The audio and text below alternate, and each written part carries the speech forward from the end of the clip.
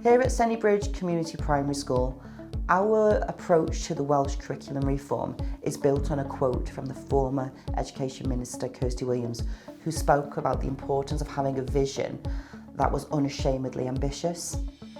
From my perspective, as a champion of the educational reform and as a head teacher, I strongly believe that in order to prepare and forge a curriculum that enables learners to become ambitious, ethically informed, healthy and confident and enterprising individuals, it's really important that we as teachers and educators mirror the expectation that we too are unashamedly ambitious upon our approach to this new curriculum. In the same way that we aim to develop the core purposes with our learners here at Sennybridge, we believe that the fundamental principles that we need to engage as leaders and lifelong learners is that we as adults are also responsible for developing ourselves as ambitious individuals, healthy, confident, enterprising and ethically informed.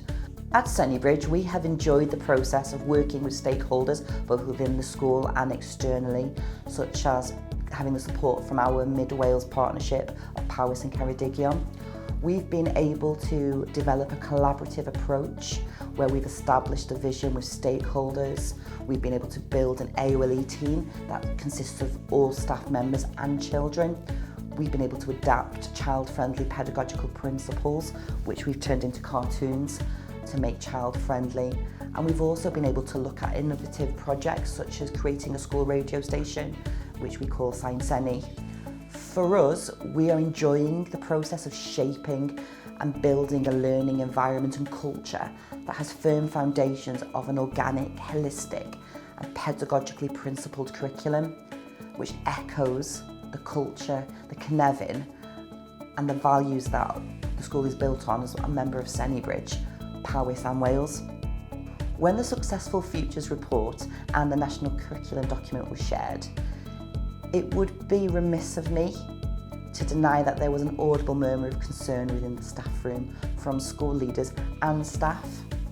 After all, we, like all schools across Wales, have been used to a culture where our effectiveness and to some extent value was measured against the percentage of foundation phase outcomes or Key Stage 2 indicators.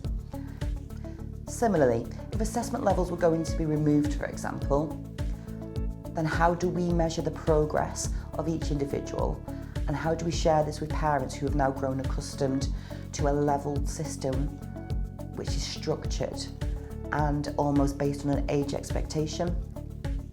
However, after that first wave of panic, light bulb moments started to flicker for us, and at this point we had the realisation and the change in mindset that this change is actually a gift, and it's given us the accountability and the autonomy to design a curriculum and a culture that has creative freedom.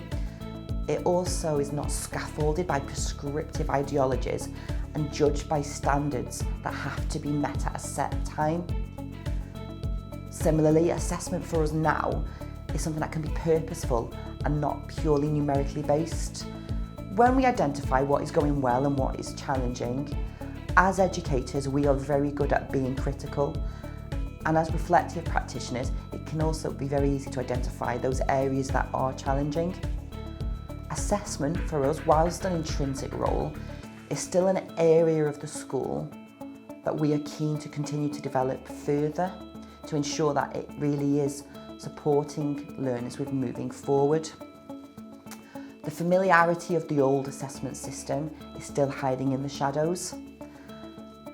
And as a staff, we are developing the growth mindset and the resilience to overcome the challenges that assessment potentially could bring.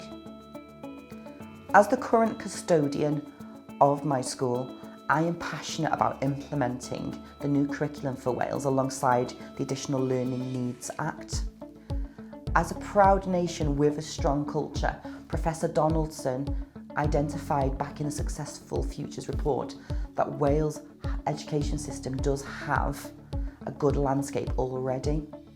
For us here at Sennybridge, it's now looking at how we landscape that foundation in line with the new curriculum, but also taking on the approach that the former Education Minister had and that is that we should all be unashamedly ambitious in our approach to curriculum design.